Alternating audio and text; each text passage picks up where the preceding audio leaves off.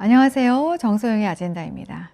지난 시간 우리는 세계관이 법에 대한 관점과 태도에 어떤 영향을 미치고 있는가를 공부하면서 법을 만들고 집행하고 또 판단하는 입법, 행정, 사법 이 세 기관이 서로 균형과 견제를 잘 이루어야 좋은 사회가 될 수 있다는 그런 상권 분립의 원칙에 대해서도 이야기를 나누었습니다.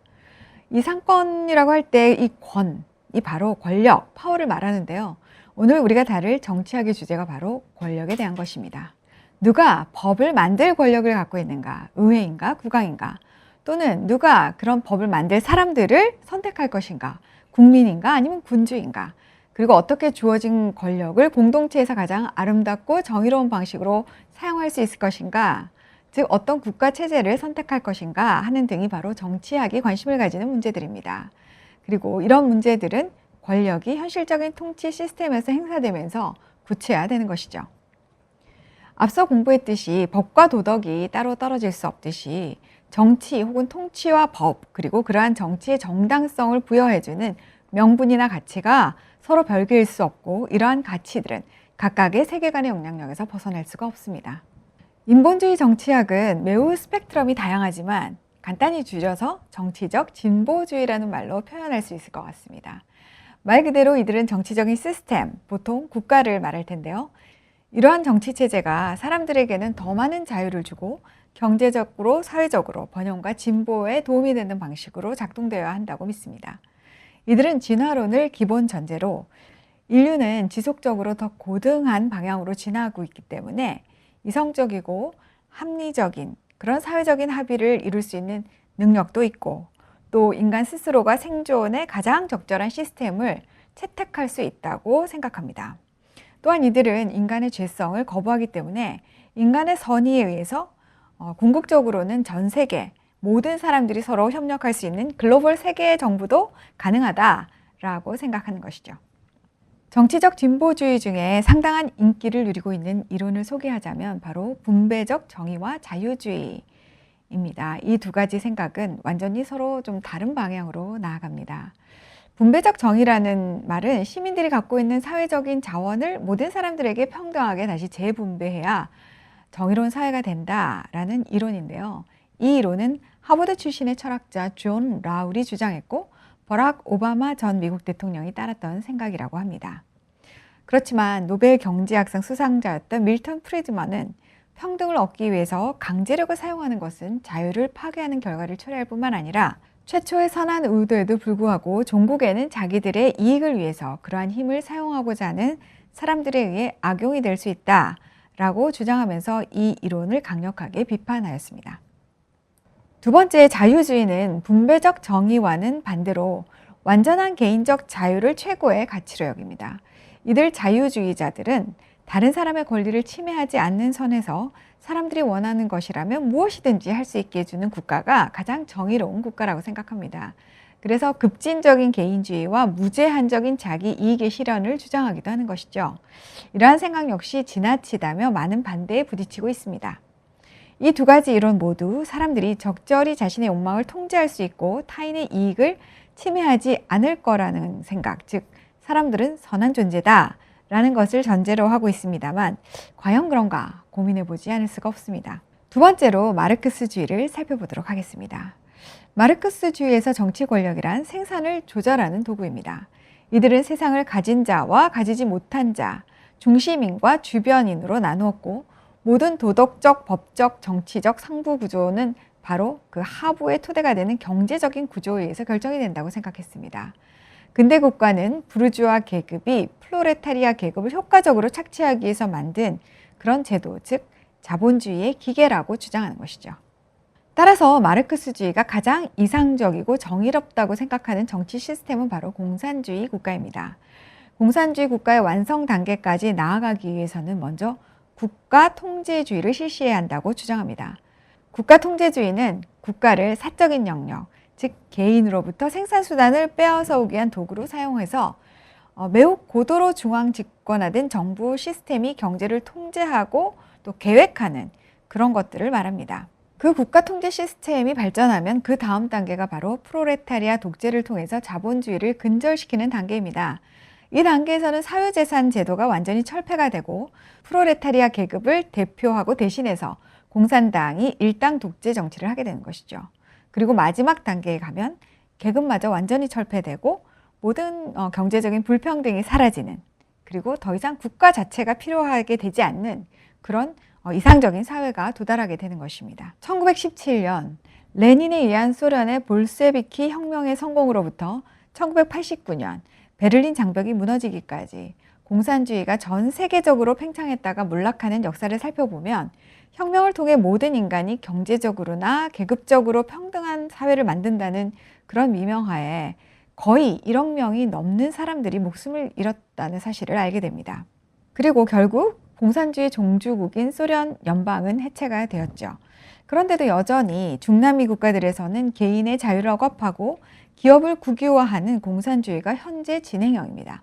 실패한 정치 실험을 또다시 반복하고 있는 이유가 무엇인지, 누구를 위한 계급 철폐이고 또 누구를 위한 평등인지 알 수가 없습니다.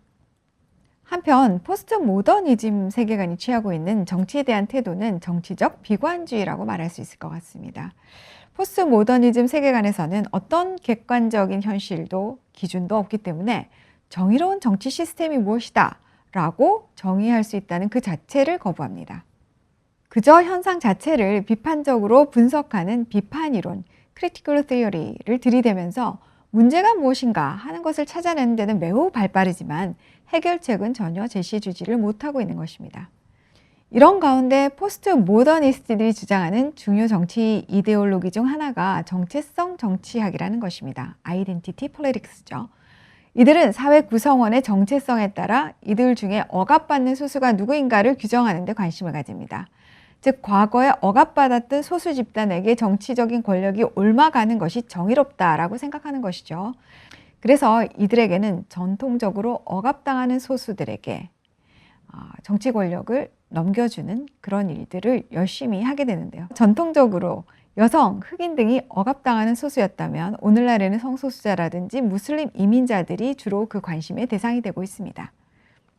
따라서 다수 집단에 속하는 누군가가 억압받는 소수 집단으로 분류되는 사람 중에 어떤 사람을 차별하는 발언이나 행동을 했을 때, 또는 심지어 이들 소수 집단의 감정에 상처를 주었을 때는 이러한 관점을 교정시키기 위한 재교육이라든지 처벌이 필요하다고 주장합니다. 지금 세계 각국에서 차별금지법 또는 평등법 등을 만들어서 대부분의 보통 사람들, 소위 다수인 있죠? 이런 보통 사람들을 처벌하고 또는 역차별하는 그런 근거가 되고 있는데요. 이것이 바로 이런 정체성 정치학에서 기인한다고 볼 수 있습니다. 그러면 뉴에이지 세계관의 정치학은 어떨까요? 뉴에이지에서는 정치라든지 권력이라든지 이런 것에 관심이 별로 없습니다. 이들은 오히려 개인의 내면을 잘 다스려서 더 고양된 집단 지성에 속하고 또 접속해서 해탈의 단계에 이를 수 있다면 그것이 최선의 선인 것이죠. 그리고 이런 개인들이 점점 많아지는 사회는 저절로 정의로운 사회가 된다고 생각합니다. 개인의 변화가 정치적인 변화도 가지고 오고 궁극적으로는 전 지구적인 변화를 가지고 온다고 봅니다. 이런 새로운 사회 질서, 이런 새로운 세계 질서로 진화된 유토피아가 온다고 믿는 것이죠. 다소 뜬구름 같은 이야기지만 매우 이상적이고 아름다운 생각인 것 같긴 합니다. 반면에 이슬람 세계관에서는 이슬람의 종교 지도자들이 이슬람 율법인 샤리아법에 근거해서 이슬람 국가를 다스리는 것을 가장 이상적이고 정의로운 정치 시스템이라고 보고 있습니다. 그래서 매우 극단적인 수준으로 이슬람 신정 국가를 신봉하고 있고 이러한 정치 체제를 전 세계적으로 확산시키는 것을 목표로 하고 있습니다. 이러한 목적을 달성하기 위해서 이들은 지하드, 곧 성전이죠, 홀리워, 이 지하드를 서슴지 않습니다. 이슬람 세계관에서 말하는 평화란 전 세계 모든 사람들이 이슬람을 믿고 또 그 법에 복종하고 난 이후에 경험되어지는 상태를 말하기 때문에 이러한 평화의 상태에 이르기 위해서는 모든 사람들을 이슬람 법안에 복종하게 만들어야 되겠죠. 그래서 오늘날에도 전 세계에 이런 테러를 자행하는 일이 서슴없이 이루어지는 것이 아닌가 싶습니다. 여러분들이 잘 아시는 IS가 바로 이슬람 국가주의를 표방하는 대표적인 테러리스트 단체입니다. 마지막으로 성경적 세계관에서 정의롭다고 생각하는 정치 시스템에 대해서 살펴보도록 하겠습니다. 기독교인들은 국가를 사회의 질서와 정의 그리고 안전을 보장하기 위해서 하나님께서 세우신 제도라고 생각합니다. 그러나 전통적으로 많은 기독교인들이 성과 속, 천국과 지상의 왕국을 구분하면서 기독교인들은 이 땅이 아니라 천국을 소망해야 한다라고 생각했습니다. 그리고 세속 정치에 적극적으로 관여하는 것에 대해서 매우 부정적으로 반응하는 경향이 있었습니다. 오늘날에도 여전히 그런 생각들이 많죠. 그러나 성경을 잘 살펴보면 기독교인들이 이 세상의 정치 시스템에 반드시 관여해야 하는 이유를 찾아볼 수 있습니다. 먼저 기독교는 인간이 죄인이다 라고 하는 명확한 인식을 갖고 있습니다. 이러한 인식을 바탕으로 죄인인 인간은 스스로를 자율적으로 통제하기가 힘들기 때문에 정부 또는 국가가 필요하다고 생각합니다. 그러나 정부 역시 죄인인 인간이 운영하는 체제이기 때문에 절대적으로 믿을 수는 없습니다. 그래서 견제와 균형이 이루어지는 정치 시스템, 권력의 남용을 막을 수 있는 정치 시스템이 필요한 것이죠. 이런 정치 시스템을 가진 국가가 제대로 운영되기 위해서는 성경적 세계관을 가진 사람들의 정치 참여가 매우 중요합니다. 이들은 국가가 하나님의 도덕 법칙에 의해서 또 도덕적 질서 명령에 의해서 운영되어야 하며 국가의 운영을 책임지는 정치 지도자들은 사람에게 뿐만 아니라 그들에게 이러한 소임을 맡겨주신 하나님 앞에 책임을 지고 청지기로서의 사명을 다해야 한다고 믿습니다. 또한 국가는 하나님께서 정하신 영역을 넘어서서 개인의 천부 인권이나 종교적인 자유, 그리고 그것을 현실에서 행사할 수 있는 자유를 침해해서는 안 된다고 생각합니다. 네덜란드의 유명한 정치가이자 또 기독교인이었던 아브람 카이퍼는 영역주권이라는 개념을 만들었습니다. 영역주권이라는 개념을 다시 한번 상기해 보면 가족, 국가, 교회는 각각의 영역이 있고 감당해야 하는 사명이 다르기 때문에 자기에게 맡겨진 사명에 충실을 해야 한다는 것입니다. 예를 들어 국가가 과도하게 자녀에 대한 부모의 권리를 침해한다거나 또는 교회의 독립적인 존립에 위해를 가하는 일 등은 하나님께서 국가에게 주신 그 권한의 범위를 벗어나는 일이기 때문에 국민은 이에 저항할 의무와 권리를 가집니다.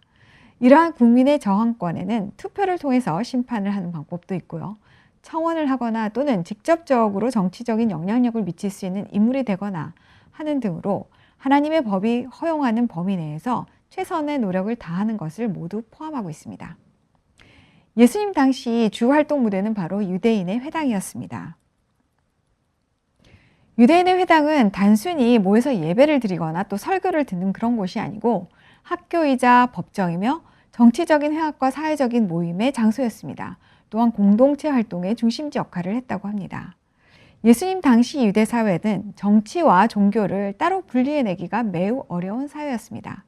이런 배경에서 살펴볼 때 예수님께서 직접적으로 정치에 대해서 말씀하신 것이 없다 하셨을지라도 기독교인의 삶에서 분리해낼 수 없는 정치의 영역에 우리가 완전히 분리되어야 한다거나 또는 우리가 모른 척해야 한다라고는 말할 수 없을 것 같습니다.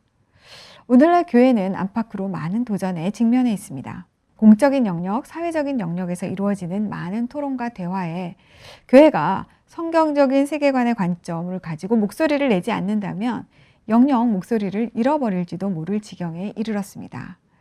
예수님은 우리에게 세상의 빛과 소금이 되라고 하셨죠. 세상을 정의롭게 하는 정치의 영역에서 기독교인의 삶이 예외가 될 수 없는 이유입니다. 오늘 여기까지입니다. 시청해 주셔서 감사합니다.